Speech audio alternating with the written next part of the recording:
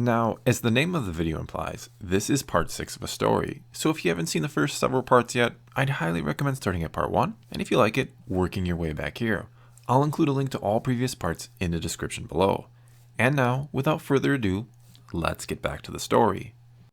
We find ourselves still on Coruscant, and get a shot of the Jedi Temple under a clear blue sky. And then we're inside the temple, and in a small chamber where we see Master Windu and Master Yoda sitting with their eyes closed and in deep meditation.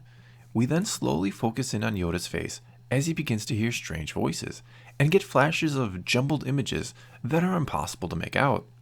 And as we focus ever closer in on Yoda, his face begins to twitch and contort as if experiencing some degree of pain, as the voices he hears then becomes more numerous and louder, and the images flash by even quicker. Suddenly then, everything stops, and we, and Yoda, now see Anakin Skywalker holding the broken old Jedi holocron as it projects a map of the galaxy with one single location marked on it. That's when Yoda's eyes shoot open, and he finds that Master Windu is already looking at him with a great deal of concern on his face as he asks, "What is it? What have you seen?" But before Yoda says anything, he takes one long deep breath and lets it out slowly. "With Master Yaddle, I must speak," he finally says. Windu looks confused and troubled to hear that, and like he wants to ask why, but simply nods and begins to get up as he says that she is returning later today from a relief mission to the planet Ryloth, but will send word to her that Yoda wants to see her immediately. He then starts to leave, but before he reaches the door, Windu turns and says, "May I ask you one thing first?" "Certainly," Yoda says back. "It's about Master Dooku," Windu begins. "I was wondering, why did you choose him as your Padawan? You hadn't taken on a Padawan since Master Yaddle over 300 years ago. Was it really because you thought he should lead the council one day?" Yoda gives a single nod of the head and says, "Think this, I still do." Windu then shakes his head, mostly in confusion, and says, "But with all that he's done." Yoda then replies, "And what is it he has done? Do the same, you would not, Windu quickly shakes his head. "I would never go against the will of the council." Yoda's eyes go a bit wider. "Oh, so important is the will of the council. More important than the will of the Force it is?" To that, Windu gives a small, disbelieving grin. "You cannot be implying we have failed to interpret the will of the Force, while Qui-Gon and Dooku have." Yoda's eyes now go even wider. "Certain of nothing, I am. When our beliefs become a reality, blind we become to the truth." There is now nothing resembling a grin on Windu's face. In fact, he looks almost angry. But before he can say anything, the two are interrupted by the door to the chamber sliding open, and Master Coleman Trevor entering and telling them that there has been an incident at the spaceport. And after Master Trevor describes some of the details about how 4 Jedi apparently attacked Republic security forces, killing nearly 50 of them, along with several innocent bystanders, Windu turns and looks at Yoda as Master Trevor bows and leaves. Windu then says to Yoda, who only sits there with his eyes closed and his head lowered, "That's what you've seen, isn't it? Your choice for the next Master of the Council, slaughtering the innocent." Yoda says nothing to that, nor does he even make a move. Windu waits for a long moment, but finally frowns and then says he'll make sure Master Yaddle finds her way to him upon her return. We then switch scenes and get a shot of a small shuttle moving away from the planet Coruscant. We're then in the cockpit with Dooku and Qui-Gon, and hear Dooku ask, "Is there any pursuit?" Qui-Gon studies a monitor for a moment before shaking his head. It would appear not. He then begins to punch in some coordinates as Dooku watches. "My friend," Dooku then says, "last I checked, Sereno was not in the unknown regions." Qui-Gon gives a bit of a nod and says, "There's been a change of plans, I'm afraid. Anakin opened the holocron Satine gave me, and it showed him a map, and, if my memory is true, these are the coordinates it showed him." Qui-Gon then puts a hand on Dooku's shoulder and says with an apologetic grin, "I'm afraid those parades welcoming you home will have to wait." Dooku gives a bit of a sad smile but nods, and that's when they both hear Anakin behind them say, "We should go back for Padme. Something terrible is going to happen now because of this." Qui-Gon and Dooku exchange a quick look, before Qui-Gon turns and says, "I too feel bad about what may now happen to Padme because of our actions. But there are more lives at stake than just hers. We must trust in the Force that she will be okay." Anakin shakes his head, and his expression is rather cold when he says, "She won't be. I'm going to end up killing her. I've seen it in a vision." "Anakin," Qui-Gon then begins. I've told you before, visions are difficult to decipher. All too often they are misread. And besides, the future is always in motion. What you see may never come to pass. And for all you know, only will if you go back and try to save her now. Anakin firmly shakes his head. It will come to pass if we don't save her. I can feel it, Master. And I also saw something else about Padme. She's going to be in a very dark place, but there's someone else there with her, someone in a mask, and she cares about this person, but she's also terrified of them. Qui-Gon looks at Anakin for a long moment, then back at Dooku, who only gives a subtle little shrug as if to say, he's your Padawan. Qui-Gon frowns briefly and looks back at Anakin and says, the holocron, I thought it was beyond use, but you managed to open it, Anakin, and it showed you a map. That is where I believe your destiny lies, and where we are going now. Anakin's head then lowers and he simply says, we will all regret this. And the scene ends. We then get a shot of the Senate building before we're taken inside and into Palpatine's office, where the Supreme Chancellor stands at a window and looks out at the endless city beyond. And the look on his face lets us know he is in very deep thought.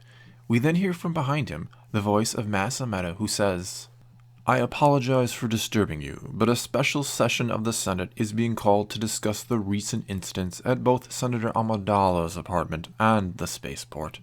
Yes, I know, Palpatine then replies without turning around. Of course, Masa Meta then says with a bow, but I wonder if you have also heard that Senator Kwame of Malastare is going to propose the Republic sever ties with the Jedi and deem them enemies of the state. Palpatine's brow raises ever so slightly, almost in amusement when he hears that. And how much support is this even expected to have, he asks, still not turning around. Not much, it seems, Masa Meta replies. Senator Organa of Alderaan was quick to point out that the entire Jedi Order cannot be held responsible for the actions of a few. Otherwise, shouldn't the entire Senate be held responsible for the actions of Senator Amidala, who harbored Jedi fugitives? Palpatine then snarls and says quietly to himself, his eyes sweeping across the endless city beyond. Is this your plan, my old master, to turn the Republic against the Jedi so I cannot use them in my war? Or is that only what you want me to believe? Masa Meta, not having heard that, then says, I've also uncovered something you may find very interesting. It seems one of the Jedi who took part in the slaughter at the spaceport, the one who did the majority of the killing it seems, and may have even been there to kill the other Jedi if some eyewitnesses are to be believed, was none other than Obi-Wan Kenobi.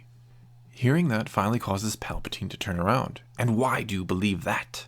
Masa Meta then says, there is some footage of the incident at the spaceport, and I had it analyzed to see if we could learn the identity of the hooded figure, and thanks to your office's limited access to the Jedi archives, I was able to determine the hilt of the lightsaber the hooded figure wielded matches the lightsaber once wielded by Obi-Wan Kenobi. A slight smile begins to form on Palpatine's face as he says, good, very good. Every so often you remind me why I even keep you around. Masa Meta grins and bows as if those are the kindest words Palpatine has ever said to him. Palpatine then goes on to tell him that he needs to preside over the emergency session of the Senate, that he has something else he must attend to. We then switch scenes, and are taken somewhere deep into the lower levels of Coruscant, to an old rundown building where once inside, we see Obi-Wan Kenobi sleeping restlessly in a bed, and standing over him with his arms folded is Maul. Slowly then, Obi-Wan's eyes begin to open, and through a groggy haze, he looks up at Maul and grumbles, yours is not the prettiest face I've ever woken up to. Maul remains expressionless as he says back, perhaps you need to be reminded what your face looks like. Fair enough, Obi-Wan mutters back as his eyes begin to slide closed again. But it's then that Maul holds out to him a lightsaber, and as soon as Obi-Wan sees it, he shoots up and quickly snatches it out of Maul's grasp. Where in the blazes did you get this? He demands. Maul smiles at Obi-Wan's anger and says, Damask gave it to me to give to you, after I gave it a bit of a trial run, of course. Obi-Wan looks over his old saber rather lovingly and says, Trial run? Whatever are you talking about? Maul's smile widens. I'd direct you to the HoloNet to hear about a massacre that took place not long ago at the spaceport, but you haven't the time for that. He will now be coming for you. Obi-Wan gives a slight roll of the eyes. I trust you're talking about that Sith Lord Palpatine again. And why will he be coming for me now? Maul then says, because Damask sent word to one of Palpatine's lackeys to compare the lightsaber used by the attacker with the records kept by the Jedi, which will of course point to you as being the attacker. Obi-Wan's face darkens, and we see his hold on his lightsaber tighten, and we also notice that Maul now holds his saber at his side, just in case. Now the galaxy will think that I'm a killer, Obi-Wan says. Yes, Maul says, still grinning, and Sidious will believe you have what it takes to be his next apprentice. So embrace this anger you now feel. It will be the only thing that can save you when he finds you. And just how will he find me, Obi-Wan says back. There are nearly 1 trillion people living on this planet. How will you find me amongst all of that? The same way I did, Maul replies. He will sense your pain and your anger and be led right to you. Obi-Wan scoffs at that.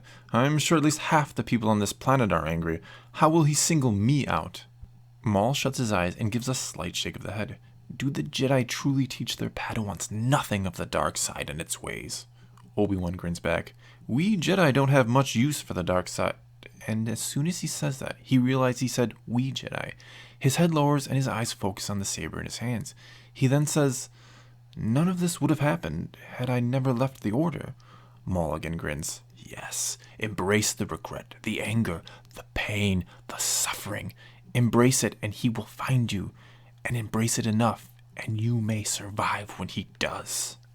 We're then taken back to the Jedi Temple and are once again with Yoda, who seems to be in the exact same spot we left him before. And once again, he's in deep meditation.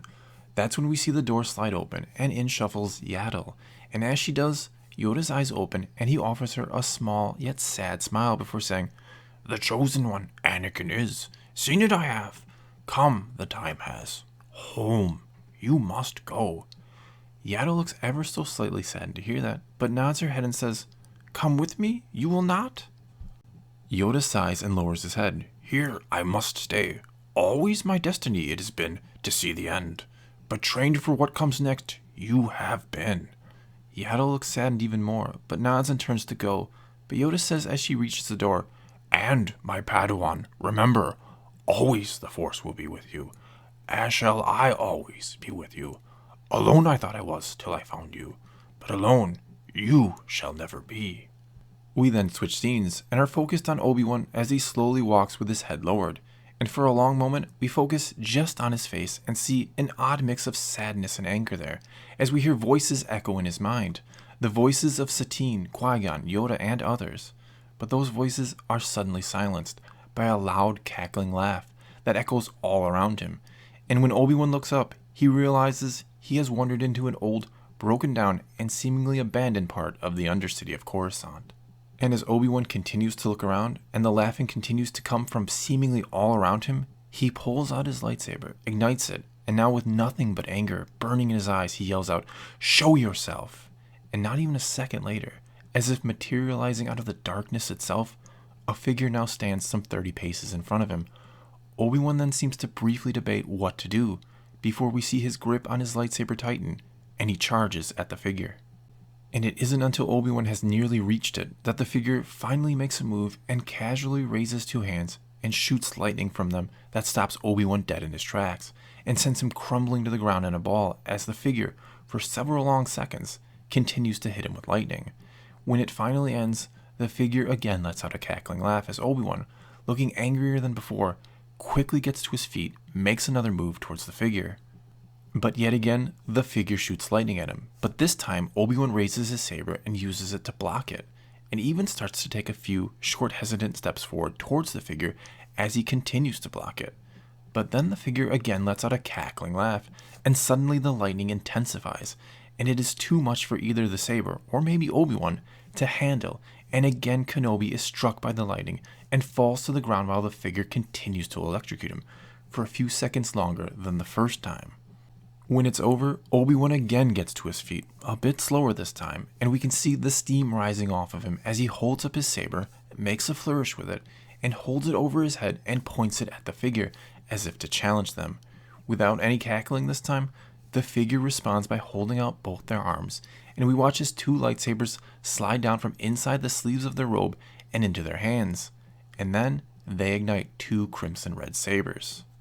Obi-Wan then charges at him and attacks, and we can see he's giving it everything he's got, putting a reckless amount of power into each swing, which are then easily and lazily dodged or sidestepped by the figure, who moves with an almost serpent-like grace. After nearly 20 seconds of this, the figure finally uses his saber to block one of Obi-Wan's attacks, and this is again when we hear some cackling laughter, and with one quick movement, the figure easily disarms Obi-Wan and sends his saber flying away. The figure then deactivates one of his sabers and uses that hand to again send lightning coursing through Obi-Wan's body, and this time, the electrocution lasts much longer. When it finally ends, Obi-Wan doesn't move for a long moment, but rather just lays there and breathes heavily as the steam again rises up off of him. Finally though, he slowly pushes himself back to his feet, reaches out his hand and pulls his saber back to him before once more holding it above his head and pointing it at the figure to challenge them. This time, however, it is the figure that makes a move, and with blinding speed rushes towards Obi-Wan and begins to hack and jab at him with their sabers, again reminiscent of some type of serpent. And though Obi-Wan manages to block the first few attacks, it isn't long before one finds its mark and just grazes his arm, and then another one just grazes his leg, and then another hits him in the face.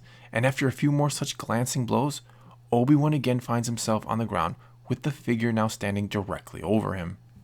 And that's when, without a word, the figure again hits him with lightning, and this time it lasts even longer, and there is little Obi-Wan can do but writhe around in agony and scream out in pain. When it finally ends, Obi-Wan is completely motionless and doesn't even seem to be breathing, and for a long moment the figure stands over him just watching and waiting, before he finally turns and begins to walk away. But this is when we see Obi-Wan's hand twitch, and then he reaches out to the lightsaber he's dropped, and he again pulls it back to him.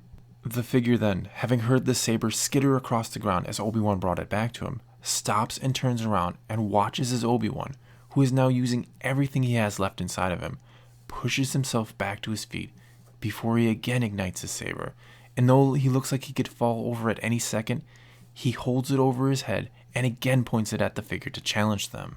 Finally, the figure speaks and says, "Your pain and your anger give you great strength," it says, before it zaps Obi-Wan with a quick burst of lightning that once again sends Obi-Wan collapsing to the ground. "But I sense something within you holds you back from embracing your hatred. You are useless to me." The figure then raises his hands like he's going to finish Obi-Wan off this time, but Obi-Wan quickly holds up a hand and pleads, "Wait, I know what you are, what you want. I want the same. I want to see the Jedi destroyed." The figure then lowers their hands and simply says, "Then you must prove it to me." Obi-Wan, with a somewhat relieved sigh, then asks, "What must I do?" The figure's gaze turns to Obi-Wan's saber, which is now on the ground next to him, and says, "Prove to me the extent of your hatred by bringing it to bear against the crystal within your saber." Obi-Wan gives a look of confusion. I don't understand." "Then I suggest you figure it out quickly," the figure snaps back. Obi-Wan gives a nod, and his gaze turns to the lightsaber. He then shuts his eyes and concentrates, and we see the saber disassemble. He then reaches out his hand and snatches the kyber crystal that now hovers in the air and wraps his hand tightly around it. And that's when we see a flash, and suddenly we're in the Jedi Temple and see a very young Obi-Wan Kenobi, maybe 5 or 6 years old, in a room full of other children who are all wielding lightsabers and being instructed by Master Yoda. We then see Obi-Wan deactivate his saber and ask, "Master Yoda, when will we get lightsabers of our own?" Yoda then replies, "When ready, are you? For no greater responsibility is there than to be the caretaker of a saber, or should I say, the living crystal within. Your life, the crystal is, and its life, you are." There is then another flash, and we see Obi-Wan and Satine together. We then hear Satine say as she holds out her hand, "A promise is a promise, Obi-Wan. You said if I agreed to marry you, you would never again wield that lightsaber of yours, and that you would give it to me for safekeeping." We then watch as Obi-Wan, albeit a little reluctantly, hands it over to Satine. She then takes it, seems to weigh it in her hands before commenting, "It's heavier than I thought it would be, and I really don't see why we don't just destroy the thing."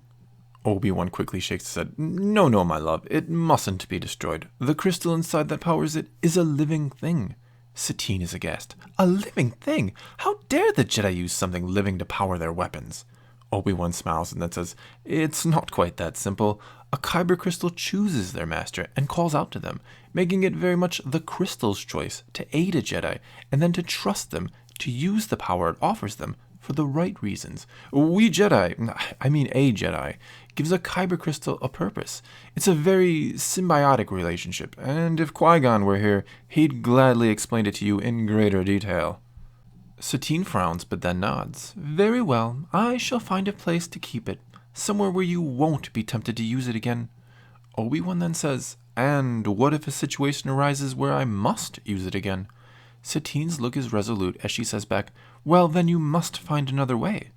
Obi-Wan shrugs and says, while training to be a Jedi, I learned there isn't always another way, hence why we have the sabers in the first place. Satine says nothing to that, and Obi-Wan continues. What if Mandalore is ever threatened by an adversary who simply will not negotiate? What if your life, or the life of our children one day, is threatened by someone who must be stopped? What if... Satine raises a hand to cut him off and quickly says, you have made your point, Obi-Wan, and though I will never condone violence, if such a situation ever arises, I trust, my love, that you will only do what you must. There is then another flash, and we're back in the present with Obi-Wan, and watch as his eyes slowly open, before he then opens his hand, and resting in the palm of it is a kyber crystal that now gives off a crimson red glow. He then concentrates on it and the other parts of his saber, and reassembles it.